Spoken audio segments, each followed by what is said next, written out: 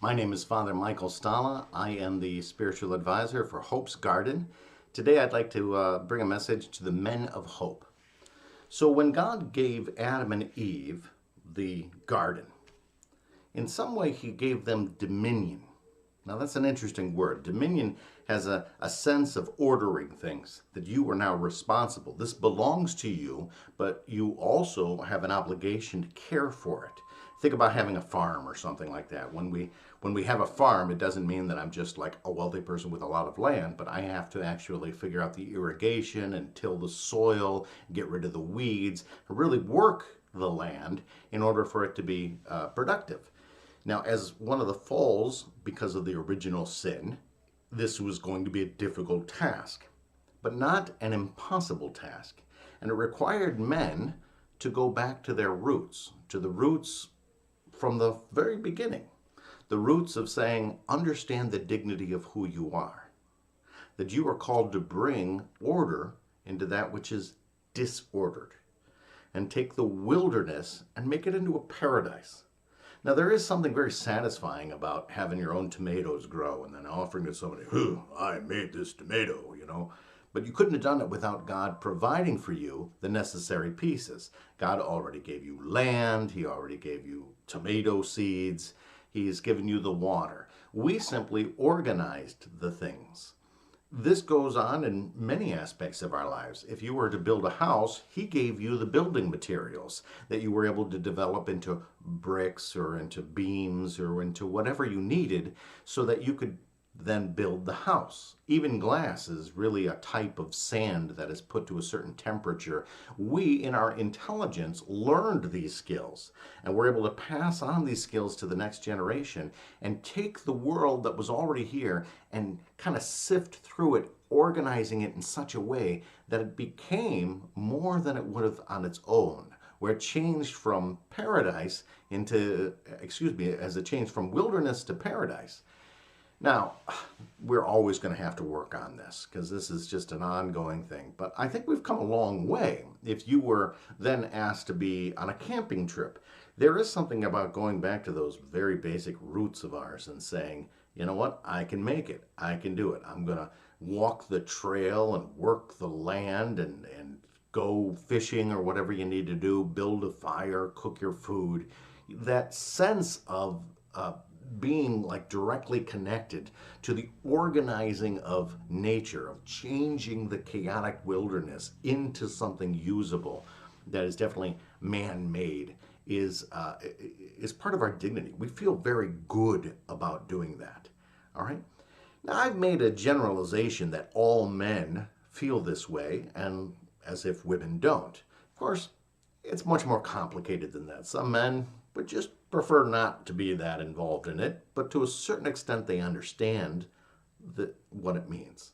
And the same way, some women might be interested in doing more of the deep down kind of building things, but in general, you'd find that this matches a little bit of a masculine spirituality, not necessarily a stereotype we want to lock everybody into, but there is an underlying spirituality to it. Now, I remember when my grandfather, I must have been very little because he picked me up and he put me on his workbench and he was building a birdhouse and he let me help. Now, I'm not sure what kind of help I was. I probably, held a nail or handed him a tool or did a little painting, but whatever I did, I was probably more in the way than I was actually helping. But nonetheless, it was an honor to build the birdhouse together with the materials and tools and the knowledge he gave me, and then to have my own little 2 cents to add to it. In the end, every time I visited my grandfather, we would look out the kitchen window to see our birdhouse, to see if any birds had decided to nest there. And it was amazing to me when they did, when they accepted our gift, and that itself became a gift of grandfather and grandson. You can see this is really what God is doing. He's providing us with so much, and then we do our feeble best I mean, honestly, God could have done better than any of us, but He allows us to do it because of the dignity of participating in His work, so that in the end result, we look at the house, the building, the family, the food, and say, this is what we were able to do. And we take pride in that. It becomes a gift of ourselves, kind of invested within the physical gifts of our developing the wilderness into paradise. Now, that being said, there are certain characteristics that make men attractive to women, and this would be one of them. You are the kind of person who's able to sift through the chaos of this world and make sense of it and build rather than destroy. And that we're not just passively saying, wow, that's too bad. These things are just a tough way to live. But instead, we actively try to fix and make better and improve. We see ourselves as capable of developing the world around us. First and foremost, this must start in ourselves. To be a man means that we live in an imperfect world. And all of the gifts that our ancestors were able to hand on to us, many of them are very good gifts. Some of them might not be. We end up with little things in there that shouldn't be. We have old prejudices. We have angers. We have bad habits. And we've picked these things up. Some of them we picked up on our own. Some of them were given to us by our environment. And some were just handed on ancestrally. What we need to do then is sift through kind of the wilderness of our hearts, minds, and souls, and to start taking out of it the weeds, the things that shouldn't really be in there, because it's disordered. And just as we physically order the world around us, we have to spiritually order our passions within us.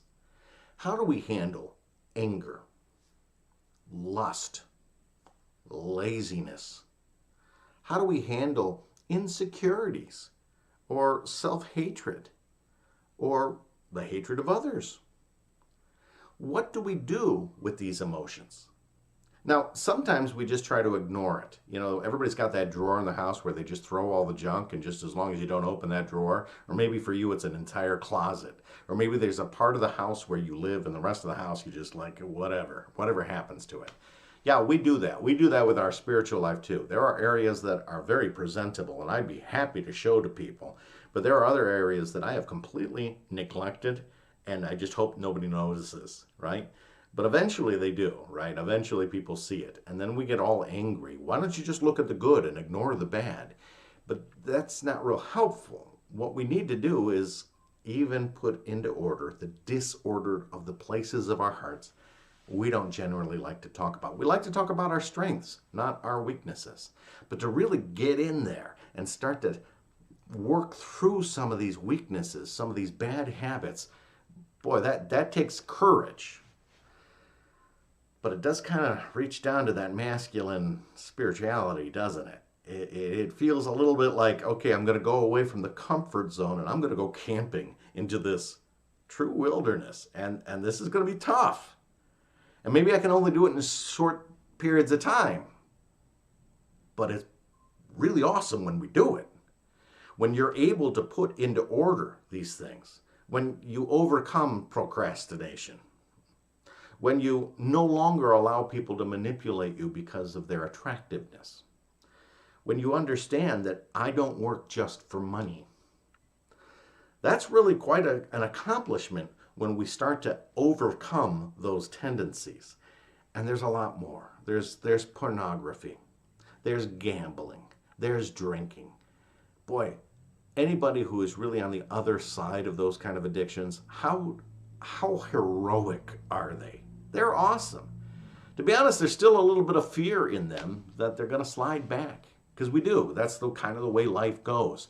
You know, if you were to take real good care of your house, guess what? In the next couple of weeks, you're going to have to do it all over again. It's an ongoing keeping things in order. That's normal. The lawn needs to be cut. The trees need to be pruned. And sometimes when we do it once, we say, oh man, I don't want to have to do it again. But we're men. That's our duty. We do it again.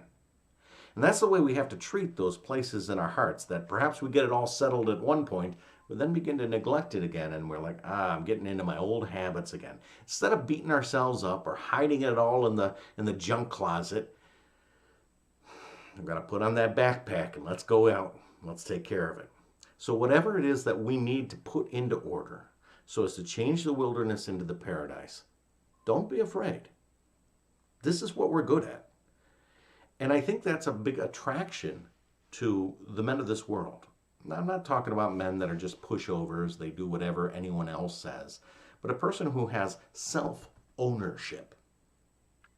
I don't just try to make everyone else happy. I'm not a people pleaser. I'm a person who takes seriously my own dignity, and I work at it, and I never stop working at it. And I recognize as soon as you have arrived, there's going to be more work tomorrow. But God gave me that dignity. Like Adam before me, I will work the land. And it ain't going to be easy, but it'll be worth it. God bless you all.